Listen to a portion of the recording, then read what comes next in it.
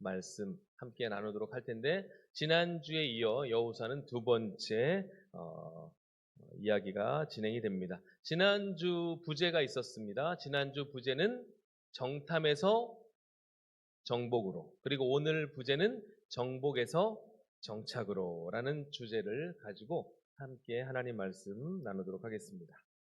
몇 년 전에 미국의 저명한 잡지죠, 포춘지가 선정한 가장 영향력 있는 여성 경제인의 2년 연속 1등을 했던 인물이 있습니다. 바로 펩시 회장의 인드라 누이라는 여성 CEO입니다. 이 인드라 누이는 망해가는, 무너져가는 펩시, 항상 코카, 그죠? 네, 그 회사에 밀려서 2등 또는 그 이후에 계속 어려움을 겪던 회사의 CEO가 된 이후에 이 펩시를 소생시켜 한때 코카콜라를 넘어서는 그런 놀라운 뭐라고 할까요?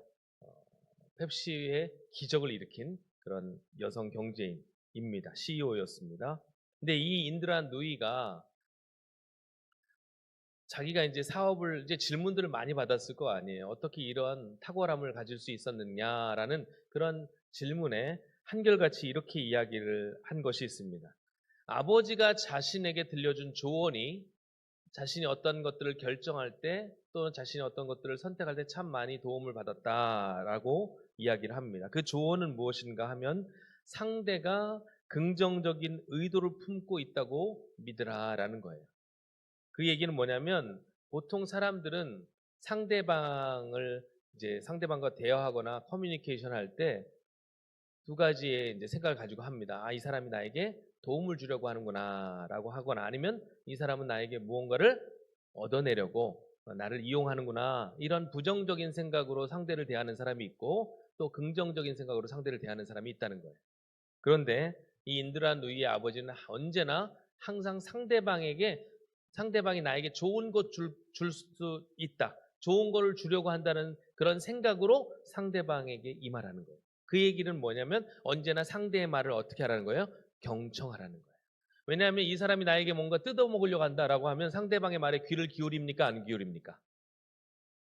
여러분, 우리 서울중앙교회 성도들은 다 착하시고 그러니까 뜯어먹든지 말든지 다 내줍니까? 귀 기울이지 않죠. 그런데 남이 나에게 도움을 줄 것 같으면 어떻게 해요? 조언에는 귀를 기울이고, 좋은 이야기 할 때 칭찬에는 또 마음을 열잖아요.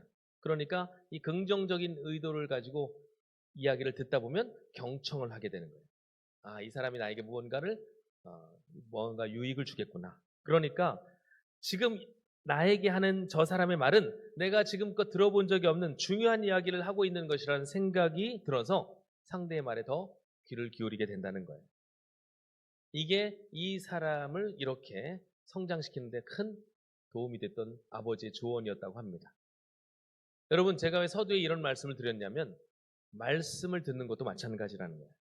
하나님께서는 여러분에게 좋은 것 주시려고, 은혜를 주시려고, 복을 주시려고 오늘 이 자리에 우리를 초대한 줄 믿습니다. 그러므로 여러분, 하나님의 말씀에 경청하십시오. 예레미야 29장 11절에 이런 말씀이 있습니다. 여호와의 말씀이니라. 너희를 향한 나의 생각을 내가 아나니 평안이요 재앙이 아니니라. 너희에게 미래와 희망을 주는 것이니라. 아멘. 하나님의 말씀을 여러분, 좋은, 하나님께서 나에게 은혜 주시려고 오늘도 이 자리에 불러주셨구나, 복 주시려고 나에게 이런 기회를 주셨구나, 경청할 때 하나님의 은혜와 복이 여러분의 삶을 변화시켜 갈 줄 믿습니다. 오늘 말씀이 그런 시간이 되기를 소망합니다. 지난주 여호수아 말씀을 우리가 살펴보았습니다. 여호수아의 여정은 땅을 중심으로 이루어진다고 말씀드렸어요. 정탐, 정복, 정착이라는 이 단계를 통하여 우리 여호수아의 삶과 사역을 설명해 갈 수가 있습니다. 지난주 어디까지 했냐면 요단강 건너가는 것까지 했습니다. 믿음으로 요단을 건넜습니다. 막혀있는 요단을 넘어섰습니다. 그리고 드디어 고대하던 가나안 땅을 밟았습니다. 그리고 그들은 감격을 가지고 지도를 보시면 요단 건너 길갈이라는 곳에 진을 쳤습니다. 여리고 바로 위에 있습니다. 보이시죠? 네. 이 놀라운 요단의 도하 사건, 이 기적은 곧 마주하게 될 적들, 아모리 사람과 이 여리고 사람들에게까지 들렸어요. 그래서 오늘 읽은 말씀을 보니까 이 곧 가나안 땅을 점령하게 될 이 적들이 이스라엘에 대해서 어떻게 생각하고 있는지가 오늘 말씀에 기록되어 있습니다. 5장 1절 말씀 우리 다시 한번 읽어보도록 하겠습니다. 함께 읽습니다. 요단 서쪽에 아모리 사람의 모든 왕들과 해변의 가나안 사람의 모든 왕들이 여호와께서 요단물을 이스라엘 자손들 앞에서 말리시고 우리를 건너게 하셨음을 듣고 마음이 녹였고 이스라엘 자손들 때문에 정신을 잃었더라. 아멘. 이 가나안 사람들이요, 요단강을 건너온 이스라엘, 아니 더 정확히 말하면 그 요단을 건너게 하신 이스라엘의 하나님 때문에 마음이 녹았다는 거예요. 이게 무슨 얘기입니까? 바짝 우리 시쳇말로 쫄았다는 거예요. 그래서 거의 뭐 마음을 지금 잃는 게 문제가 아니고 뭐 정신이 혼미해질 정도로 두려움에 사로잡혔다는 것입니다. 그러면 여러분, 기본적으로 우리가 병법은 잘 몰라도 적이, 내가 싸워야 할 적이 지금 용기를 잃고 두려워하고 있습니다. 쫄아 있어요. 그럼 어떻게 합니까? 가서 한마디라도 해야 될 거 아니에요. 네. 속히 가서 그 점령해야 될 거 아니에요. 그렇죠? 아닙니까? 네. 병법에 의하면 상대가 중요한 건 기가 지금 이제 상대에 눌렸으니까 그새 이제 그 기세로 나아가야 됩니다. 그런데 하나님께서 갑자기 여호수아에게 이상한 요구를 하시는 거예요. 가던 길 멈추라는 거예요. 멈추라는 거예요. 빨리 가야 그 기세로 승전고를 올릴 텐데 멈추라는 거예요. 그리고 뭘 하라는 거예요? 할례를 행하라는 거예요. 그래서 여호수아 5장은 이스라엘 백성들이 할례를 행한 일들이 기록되어 있습니다. 왜 갑자기 40년 동안 하지 않았던 그 일을, 여리고성 정복 이후에 해도 될 만한 그 일을, 나중에 여유 있을 때 해도 될 일을 왜 하나님은 이 긴박한 상황에서 굳이 할례를 행하라고 하셨을까? 여러분, 할례를 행하면 이 고통 가운데 군대의 수가 대부분이 남자니까 꼼짝도 못합니다. 그래서 예전에 어떤 일이 있었냐면 야곱이 그 세겜, 그죠? 야곱의 아들들이 그 디나를 범했기 때문에 그 디나에 대한 복수심으로 그 형제들이 뭘 요구해요? 할례해라. 그러면 우리가 그 동생 내어줄게. 너희를 우리 같이 형제 삼아줄게. 이렇게 했거든요. 그랬더니 할례를 행해요. 그렇게 되다가 야곱의 형제들에게 몰살을 당합니다. 그 얘기는 뭐예요? 그러니까 지금 무방비 상태예요. 주석가들에 의하면 이 당시 이스라엘 백성들 제2세대입니다. 1세대는 누구만 남아있어요 지금? 여호수아와 갈렙밖에 없어요. 나머지 2세대들 남자들 72만 명이 강 건너 할례를 받은 겁니다. 지금 공격해도 지금 어떻게 될지 모르는 판국에 할례 받고 다 누워있어요. 무방비 상태. 그런 위험한 일들을 왜 하필 적지에 와서, 아니면 강 건너기 전에 하라고 하시든가, 굳이 강 건너 와서 왜 지금 이 시점에 할례를 행하라고 하시는 겁니다. 저는 이 사건을 통하여 하나님께서 믿음의 본질을 다시 한번 생각하게 하시는 것이 아닌가 생각을 해봤어요. 하나님은 이 명령을 통해 가나안 땅 정복, 오케이, 좋아. 가나안 땅 사는 것 좋아. 그런데 먼저 해야 할 일이 있다는 거예요. 점검해야 할 것이 있다는 거예요. 그래서 하나님은 이 사건을 통하여 두 가지 차원의 점검을 하십니다. 첫째는 너희가 버리지 못한 애굽의 노예 근성 버려야 가나안 땅에 합당한 백성이 될 수 있다는 거예요. 이스라엘이 출애굽했습니다. 자유민이 되었어요. 그 얘기는 뭐예요? 지긋지긋한 노예 생활을 버렸다는 거예요. 그러면 이제는 자유민답게, 여러분, 세상 사람들도 좀가 뭔가 고차원적인 어떤 이루어 가야 할 일이 있으면 지금 당장이 힘듦은 견딥니다. 없어도 굶어서라도 참아냅니다. 왜? 더 큰 가치를 이루기 위해서. 그렇게 가르쳐요. 인내하라고. 그래서 젊어서 고생은 뭐 한다? 빌려서 하는 거예요. 사서 하면 안 되고.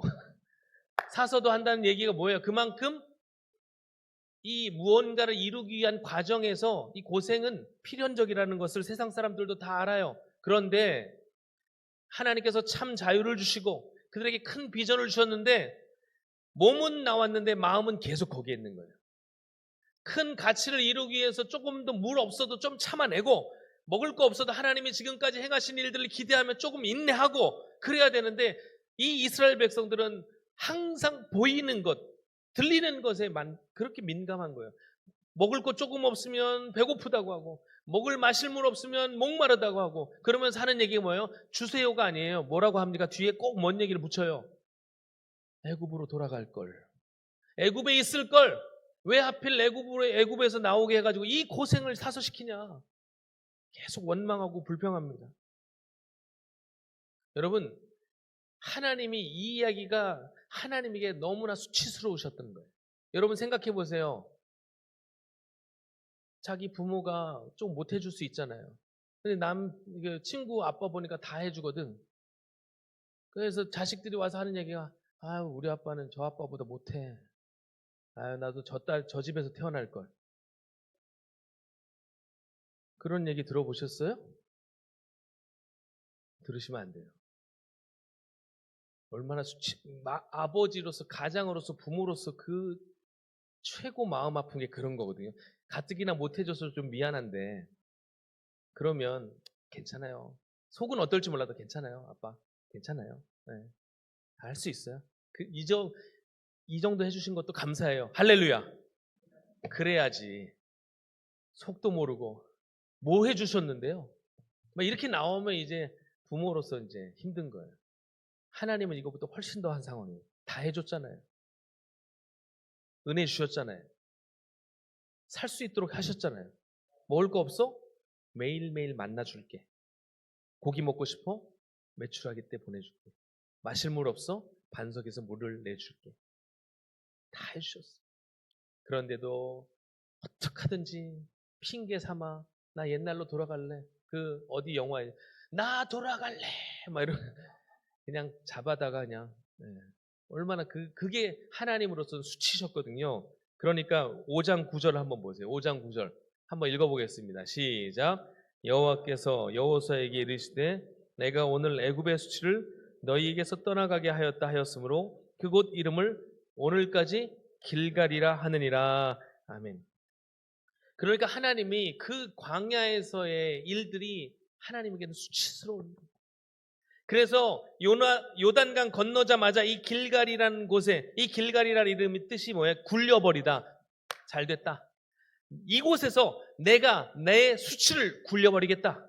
그래서 할례 받게 하신 후에 하나님께서 이 모든 수치를 굴리시고 가나안 땅에 합당한 삶을 살도록 하시는 거예요.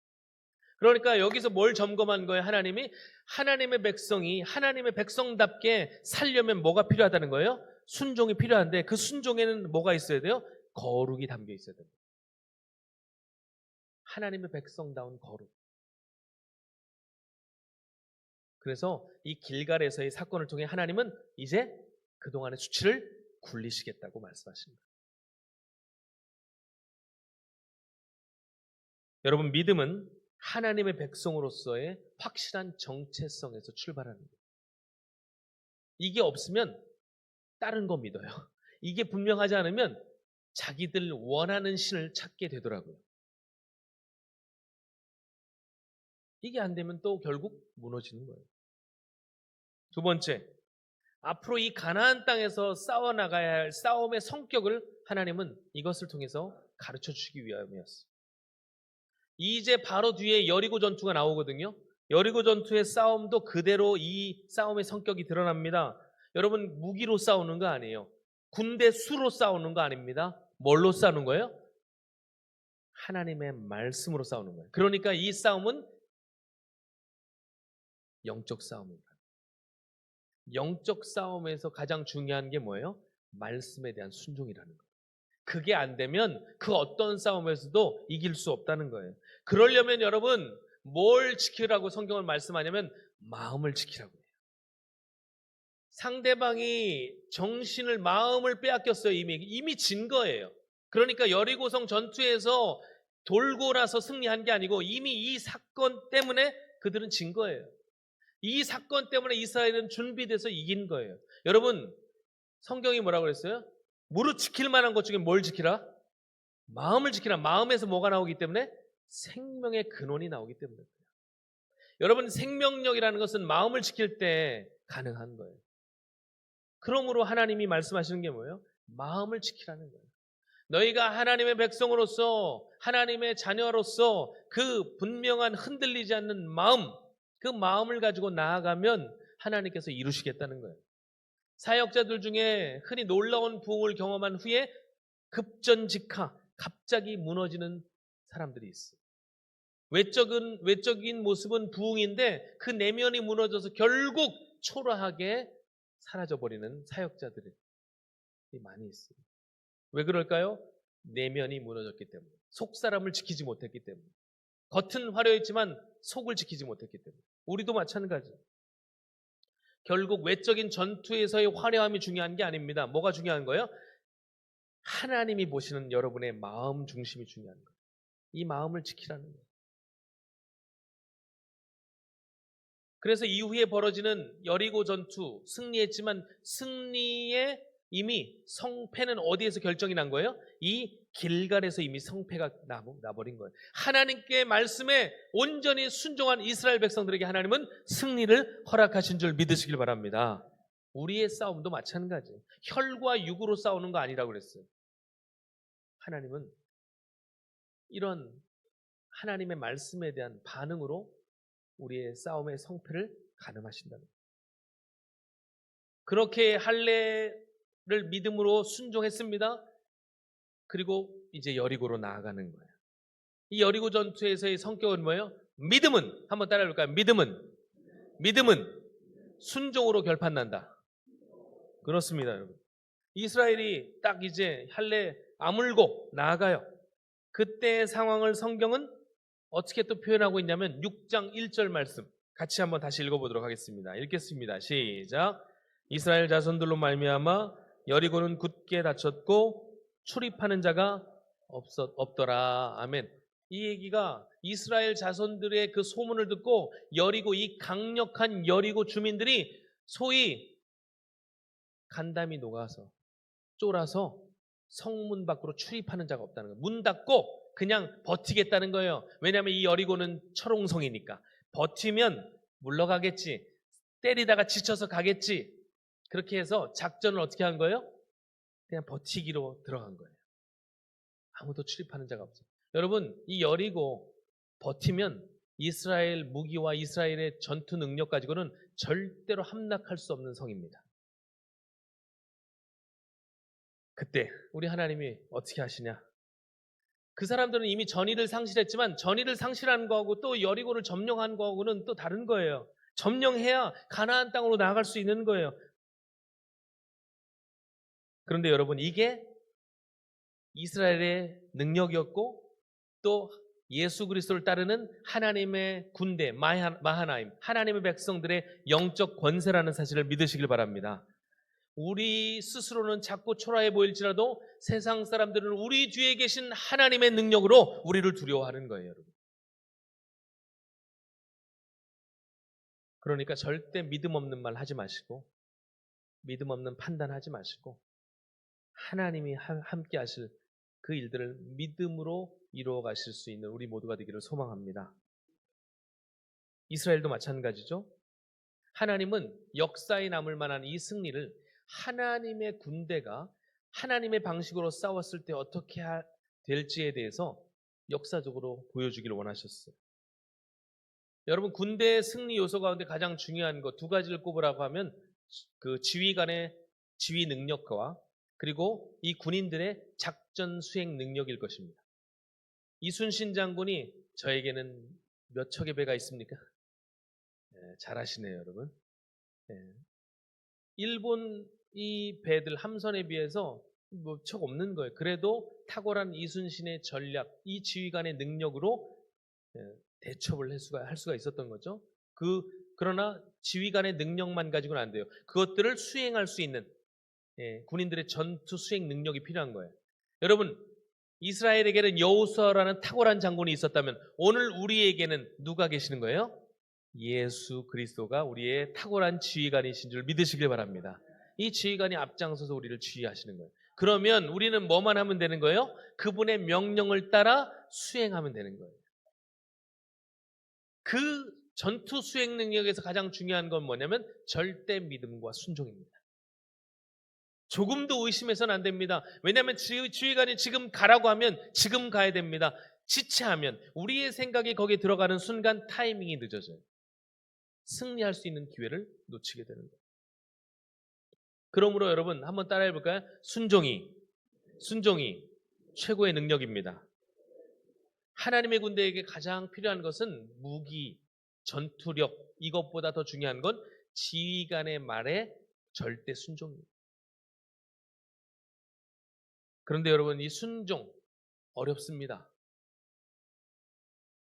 우리는 흔히 하나님의 말씀을 받아들이지 않는 것을 순종하지 않는 것, 불순종이라고 하는데 진짜 불순종은 하나님의 말씀을 듣고 거부했을 때가 아니에요. 깨닫고도 순종하지 않을 때예요. 깨닫고도 따르지 않을 때예요. 그러니까 여러분 우리 하나님은 믿음이 약한 자들이 하나님의 말씀을 받아들이지 못한다고 해서 그들을 책망하거나 그들을 향해 진노하지 않으십니다. 그냥 안타까워하시면서 기다려주세요. 그런데 이제 알 법한 사람들, 이제는 좀 알아야 될 사람들이 여전히 말씀을 들었어요. 아, 감동받았습니다. 아, 그렇게 해야 되는구나. 도전받았습니다. 깨달았는데도 행함으로 옮겨내지 않을 때 우리 하나님은 슬퍼하십니다. 그게 진짜 불순종이라고 말씀하십니다. 하나님의 역사하심, 하나님의 기적은 예외 없이 언제나 순종으로 나타났어요. 오늘 이스라엘이 여리고를 점령할 때도 마찬가지고, 제가 지난 우리 수련회 때 나눴던, 우리 청년들과 나눴던 말씀, 이 깊은 곳에 가서 오른편에 그물을 던지라, 이 베드로에게 주셨던 그 깊은 곳으로 그물을 내리라 하셨을 때 그것 역시도 순종이었고, 오늘 이 무더위를 하루하루 살아가는 우리에게도 역시 동일한 원칙이 하나 있는데, 승리하기 위해서는 뭐가 필요하다는 거예요? 순종이 필요하다. 변함없는 진리입니다. 최고의 지휘관으로부터 명령이 떨어졌습니다. 자, 이제 여리고 점령 작전이 시작되는 거예요. 여리고 점령 작전, 전격 제트 작전, 뭐 이렇게 프로젝트가 시작이 되는데, 작전이 뭐예요? 하루에 한 바퀴씩 돌래요. 이상한 작전이죠. 근데 이게 참 이상한 게 한두 가지가 아니야. 요단강 건널 때도 그래요. 물 없을 때 건너라고 하면 얼마나 편해. 우리 의심치 않지 그러면 그냥 가지. 근데 왜 하필 못 건널 상황에 건너라 하시냐 이거예요.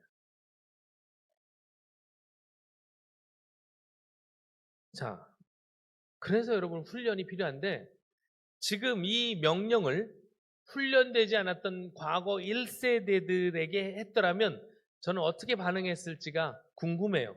이렇게 반응하지 않았을까? 이 사람들 흔히 하는 18번 있잖아요. 18번. 뭐예요? 장난하냐 지금? 아니 이렇게 건너면, 이게 돌면 이게 되냐고. 응? 우리가 지금 무슨 파리 목숨이냐고. 우리가 돌 때 위에서 화살 쏘면 어떡하려고 하냐고. 어? 이거 돌면 무너지냐고. 그런데 여러분, 이 세대들은 뭘 봤어요? 과거 광야에서 뭘 봤냐면, 자기 부모 세대가 물이 없다고 죽는다고 했는데 물이 없어서 죽은 적 한 번도 못 봤어요. 먹을 거 없어서 죽는다고 불평했는데 먹을 거 떨어져서 죽는 거 한 번도 못 봤어요. 뭐 때문에 죽는 걸 봤어요? 불순종해서 죽는 걸 봤어요. 아, 하나님의 말씀에 순종하면, 하나님의 방법을 신뢰하면 하나님은 우리를 승리케 하시는구나. 그들은 온전한 순종이 가져온 결과를 믿었습니다. 광야 생활을 통해 그들이 깨달은 바예요. 그래서 하나님의 방법을 신뢰합니다. 하루에 한 바퀴 아침 일찍 일어나 전 군대가 한 바퀴 돌아요. 아무 말도 하지 않습니다. 오직 발자국 소리만 들려요. 하루에 한 바퀴 돌면 두 바퀴쯤 되면 벽에 금 좀 가면 좀 좋을 텐데 요동도 없어요. 그렇게 6일째 돌았어요. 그리고 마지막 7일째는 몇 바퀴 돌라고 해요? 7바퀴를 돌아요. 네. 그날에라도 좀 뭔가 있으면 좋은데 6바퀴 돌 때까지 아무런 게 없어요. 그리고 마지막에 뭐라고 그래요? 네.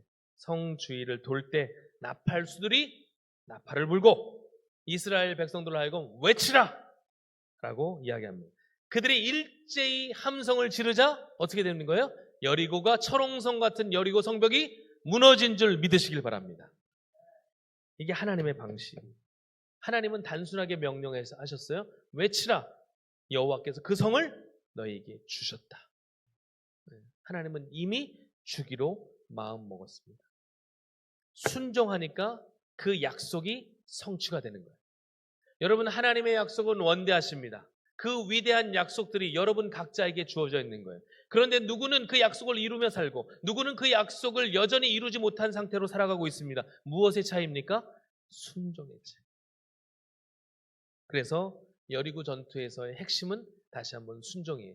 하루에 한 바퀴씩 돌라고 한 것도 그들의 순종을 보신 거고 7일째 7바퀴 돌게 하신 것도 순종을 보신 거고 외치라 라고 하신 것도 순종을 보신 거예요. 다 순종을 위한 하나님의 빌드업이었어요.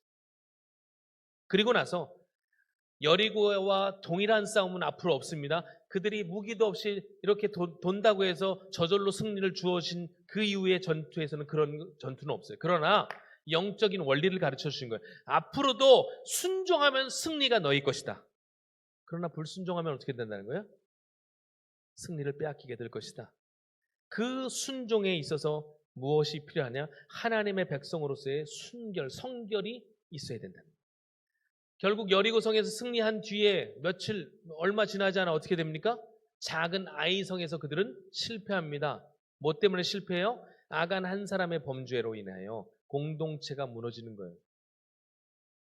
하나님이 여리고성에 있는 물건 하나도 건드리지 말라고 했는데 이 아간이 몇 개 숨겨놓습니다. 결국 어떻게 됩니까? 거룩하지 않았다는 거예요. 한 사람의 불순종은 이스라엘 전체를 거룩하지 못한 공동체로 만든 거예요. 그래서 거룩하지 못한 이스라엘 백성들에게는 하나님은 승리를 주지 않으시는 거예요. 보세요, 여러분. 자, 요단강 건너자마자 어떻게 하셨습니까? 하나님이 거룩할 수 있도록 할례를 행했어요. 여리고성을 점령했습니다. 그리고 나서 바로 모든 땅을 점령한 게 아니고 한 번 또 실패해요. 그게 무엇 때문에 실패합니까? 거룩에 실패해서. 그러니까 하나님의 백성이 하나님의 백성답게 살아내야 승리가 주어진다. 할렐루야. 이것이 바로 믿음의 사람에게 요구한 하나님의 방식입니다. 자, 정복 여리고에서의 이제 전투가 승리를 거뒀습니다. 무너졌습니다. 자, 그리고 나서 이후에 한 번 더 실패했지만 하나님이 전쟁 중에 우박도 내리시고 또 아얄론 골짜기에 해와 달이 멈추게 하셔서 시간이 멈추면서 하나님이 승리케 하셨습니다. 놀라운 승리를 계속해서 여호수아와 이스라엘에게 허락하셨어요. 드디어 정복 전쟁이 끝납니다. 물론 다 적군을 몰아낸 건 아니지만 하나님께서 여호수아에게 땅을 분배해서 각 지파에게 나눠주라고 하셨어요. 이제는 함께하는 하나의 공동체에서 각 지파별로 땅을 분배받았습니다. 그것을 기업이라고 했습니다. 하나님이 주신 기업. 각 지파는 이제 각 지파대로 각자의 자리에서 하나님께서 주신 기업을 가지고 살라고 말씀하십니다. 그런데 여러분, 진짜 싸움이 지금부터 시작되는 거예요. 무너뜨리는, 공격하는 싸움은 끝났지만 지키고 살아내는 새로운 싸움이 시작됩니다. 물론 그 가운데 정복되지 않은 것도 있습니다. 하나님은 그러나 각 지파에게 자신의 기업을 일구어 가라고 말씀하세요. 약속을 완성하셨지만 그 약속을 누리는 책임은 하나님은 이스라엘에게 주신 거예요. 즉 받은 은혜를 믿음으로 유지하고 확장해가는 것은 이제 우리의 몫이라는 것입니다. 그런 의미에서 여호수아의 고별 설교는 매우 중요한 거예요. 우리의 승리는 결국 하나님이시다. 오직 나와 내 집은 오직 여호와만을 섬기겠노라. 이것을 택할 때 하나님이 승리를 주시겠다는 거예요. 여러분, 가나안 땅, 이 약속의 땅에서 하나님의 약속을 누리는 삶은 한 번의 승리로 끝나지 않습니다. 지속적인 결단과 지속적인 순종이 필요하다는 거예요. 각 지파에게 주어진 땅 환경이 다 달랐습니다. 어떤 지파는 평지, 어떤 지파는 산악지대, 어떤 지파는 물이 좀 부족한 곳, 어떤 지파는 물이 넉넉한 곳. 어떤 지파는 또 강한 족속이 버티고 있는 땅에 아직 정복되지 않은 땅을 기업으로 받은 지파도 있었습니다. 이스라엘 지파가 각 지파별로 땅을 분배받아 그들의 기업으로 삼은 것처럼 오늘 우리가 살아가는 환경도 하나님이 허락하신 환경이 제각각이 다양합니다. 어떤 사람은 치열한 직장의 환경 가운데 치열함을 가지고 살아가는 사람이 있습니다. 어떤 사람은 불안정한 경제 상황 가운데 노심초사하며 하루하루를 살아가는 사람도 있습니다.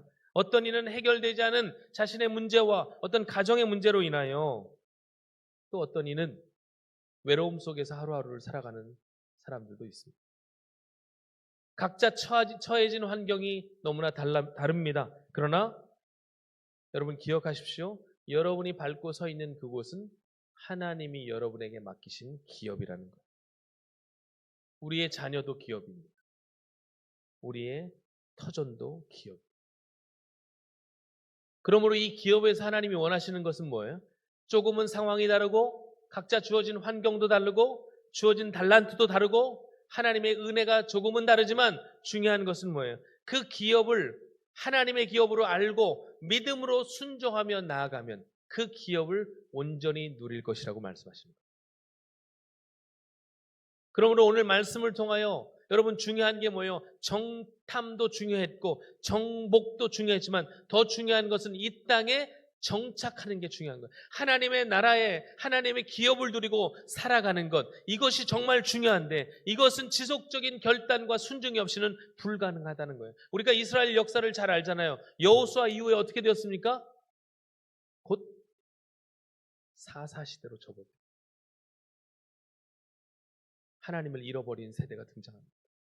그러니까 그 땅이 하나님의 약속의 땅이 되지 못하는 거예요. 그러므로 우리 하나님이 오늘 말씀을 통해서 우리에게 도전하시는 바가 뭐예요? 믿음으로 살아가라는 거예요. 결단하라는 거예요. 그리고 그것은 한순간으로 그쳐서는 안 되고 지속적인 것이 되어야 하는 거예요. 그렇게 매일매일 믿음으로 순종으로 우리에게 맡겨진 이곳을 통해 하나님은 영광 받으시고 하나님의 나라를 계속해서 확장해 가실 줄 믿습니다. 우리 가정이 기업입니다. 우리의 직장이 기업입니다. 그곳에서 순종하십시오. 그곳에서 여러분 거룩하십시오. 그럴 때 하나님은 그 땅을 통해 하나님의 나라를 확장해 가실 줄 믿습니다. 하나님의 약속을 받은 자로서 그 기업을 이루어가는 우리 모두가 될 수 있기를 주님의 이름으로 축복합니다. 아멘. 부르신 곳에서 함께 찬양하며 기도하도록 하겠습니다.